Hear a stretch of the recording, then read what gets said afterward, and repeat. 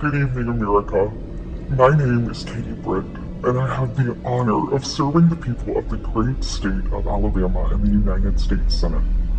However, that's not the job that matters most. I am a proud wife and mom of 2 school-aged kids. My daughter Bennett and my son Ridgway are why I ran for the Senate. I'm worried about their future and the future of children in every corner of our nation. And that's why I invited you into our home tonight. Like so many families across America, my husband Wesley and I just watched President Biden's State of the Union address from our living room. And what we saw was the performance of a permanent politician who has actually been in office for longer than I've been alive. One thing was quite clear, though. President Biden just doesn't get it. He's out of touch. Under his administration, families are worse off, our communities are less safe, and our country is less secure. I just wish he understood what real families are facing around kitchen tables just like this one. You know, this is where our family has tough conversations. It's where we make hard decisions. It's where we share the good, the bad, and the ugly of our days. It's where we laugh together, and it's where we hold each other's hands and pray for God's guidance. And many nights, to be honest, it's where Wesley and I worry. I know we're not alone.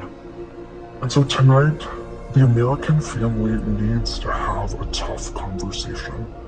Because the truth is, we're all worried about the future of our nation. The country we know and love seems to be slipping away, and it feels like the next generation will have fewer opportunities and less freedoms than we did. I worry my own children may not even get a shot at living their American dreams. My American dream allowed me, the daughter of 2 small business owners from rural Enterprise, Alabama, to be elected to the United States Senate at the age of 40. Growing up, sweeping the floor at my dad's hardware store and cleaning the bathroom at my mom's dance studio, I never could have imagined what my story would entail. To think about what the American dream can do across just one generation, in just one lifetime, it's truly breathtaking. But right now, the American dream has turned into a nightmare for so many families. The true, unvarnished state of our union begins and ends with this. Our families are hurting. Our country can do better. And you don't have to look any further than the crisis at our southern border to see it. President Biden inherited the most secure border of all time. But minutes after taking office, he suspended all deportations, he halted construction of the border wall, and he announced a plan to give amnesty to millions. We know that President Biden didn't just create this border crisis, he invited it with 94 executive actions in his first 100 days. When I took office, I took a different approach. I traveled to the Del Rio sector of Texas. That's where I spoke to a woman who shared her story with me. She had been sex trafficked by the cartels starting at the age of 12. She told me not just that she was raped every day, but how many times a day she was raped. The cartels put her on a mattress in a shoebox of a room, and they sent men through that door over and over again for hours and hours on end.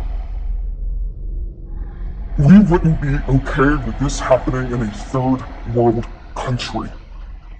This is the United States of America, and it is past time, in my opinion, that we start acting like it. President Biden's border policies are a disgrace. This crisis is despicable. And the truth is, it is almost entirely preventable. From fentanyl poisonings to horrific murders, there are empty chairs tonight at kitchen tables just like this one because of President Biden's senseless border policies. Just think about Lincoln Riley. In my neighboring state of Georgia, this beautiful 22-year-old nursing student went out on a job one morning, but she never got the opportunity to return home. She was brutally murdered by one of the millions of illegal border crossers President Biden chose to release into our homeland. Yo, as a mom, I can't quit thinking about this. I mean, this could have been my daughter. This could have been yours. And tonight, President Biden finally said her name. But he refused to take responsibility for his own actions. Mr. President, enough is enough. Innocent Americans are dying, and you only have yourself to blame. Fulfill your oath of office. Reverse your policies. End this crisis and stop the suffering. Sadly, we know that President Biden's failures don't stop there. His reckless spending dug our economy into a hole and sent the cost of living through the roof. We have the worst inflation in 40 years and the highest credit card debt in our nation's history. Let that sink in. Hardworking families are struggling to make ends meet today, and with soaring mortgage rates and sky-high childcare costs, they're also struggling to have a plan for tomorrow. The American people are scraping by, while President Biden proudly proclaims that Bidenomics is working. Goodness, y'all, bless his heart. We know better. I'll never forget stopping at a gas station in Chilton County one evening. The gentleman working the counter told me that after retiring, he had to pick up a job in his 70s so that he didn't have to choose between going hungry or going without his medication. He said, I did everything right. I did everything I was told to do. I worked hard, I saved, I was responsible. He's not alone. I hear similar concerns from fellow parents, whether I am walking with my friends or whether I'm at my kids' games. But let's be honest, it's been a minute since Joe Biden pumped gas, ran a carpool, or even pushed a grocery cart. Meanwhile, the rest of us see our dollar and we know it doesn't go as far. We see it every day. And despite what he tells you, our communities are not safer. For years, the left has coddled criminals and defunded the police, all while letting repeat offenders walk free. The result is tragic, but foreseeable. From our small towns to America's most iconic city streets, life is getting more and more dangerous. And unfortunately, President Biden's weakness isn't just hurting families here at home. He is making us a punchline on the world stage. Look, where I'm from, your word is your bond. But for 3 years, the president has demonstrated that America's word doesn't mean what it used to. From abandoning our allies in his disastrous withdrawal from Afghanistan, to desperately pushing another dangerous deal with Iran. President Biden has failed. We've become a nation in retreat. And the enemies of freedom, they see an opportunity.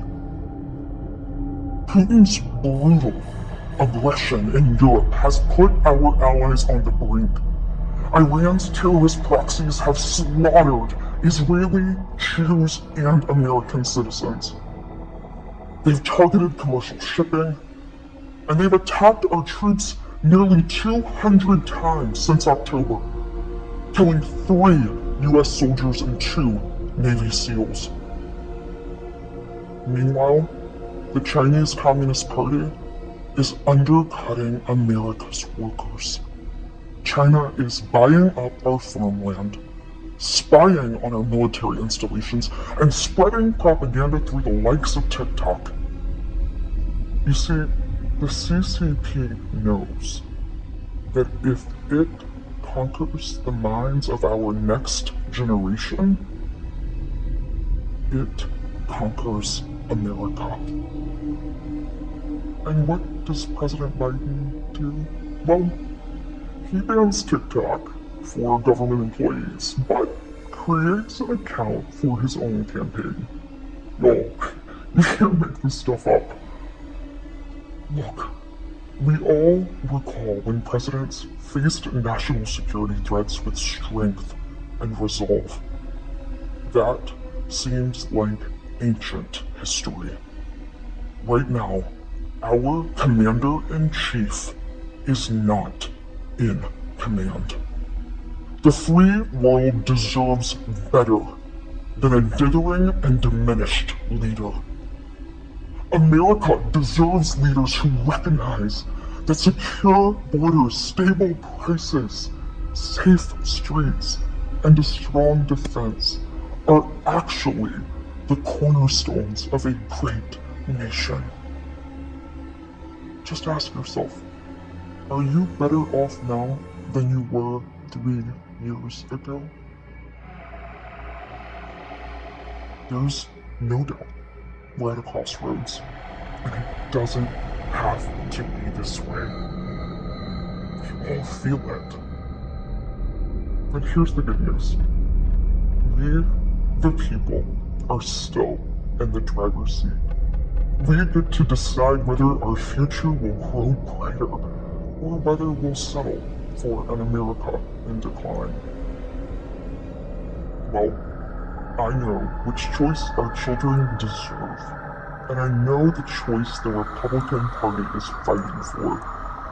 We are the party of hard-working parents and families, and we want to give you and your children the opportunities to thrive.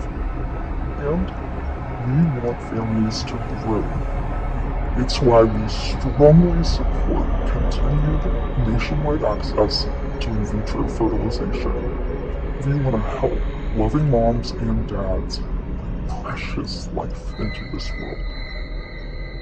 Wesley and I believe there is no greater blessing in life than our children.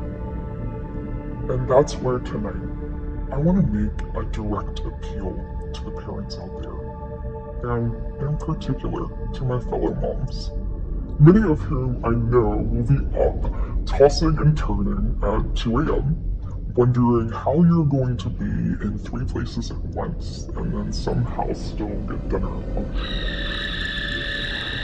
First of all, we see you, we hear you, and we stand with you. I know you're frustrated. I know you're probably disgusted by most of what you see going on in Washington, and I'll be really honest with you, you're not wrong for feeling that way. Look, I get it. The task in front of us isn't an easy one, but I can promise you one thing. It is worth it. So I am asking you, for the sake of your kids and your grandkids, get into the arena. Every generation has been called to do hard things. American greatness rests in the fact that we always answer that call. That's who we are. Never forget, we are steeped in the blood of patriots who overthrew the most powerful empire in the world. We walk in the footsteps of pioneers who tamed the wild. We now carry forward the same flame of freedom as the liberators of an oppressed Europe. We continue to draw courage from those who bent the moral arc of the universe. And when we gaze upon the heavens, never forget that our DNA contains the same ingenuity that put man on the moon. America has been tested before, and every single time we've emerged unbowed and unbroken. Our history has been written with the grit of men and women who got knocked down. But we know their stories because they did not stay down. We are here because they stood back up. So now it's our turn, our moment to stand up and prove ourselves worthy of protecting the American dream. Together, we can reawaken the heroic spirit of a great nation. Because America, we don't just have a rendezvous with destiny. We take destiny's hand and we lead it. Our future starts around kitchen tables just like this, with moms and dads just like you. And you are why I believe, with every fiber of my being, that despite the current state of our union, our best days are still ahead. May God bless you, and may God continue to bless these United States of America.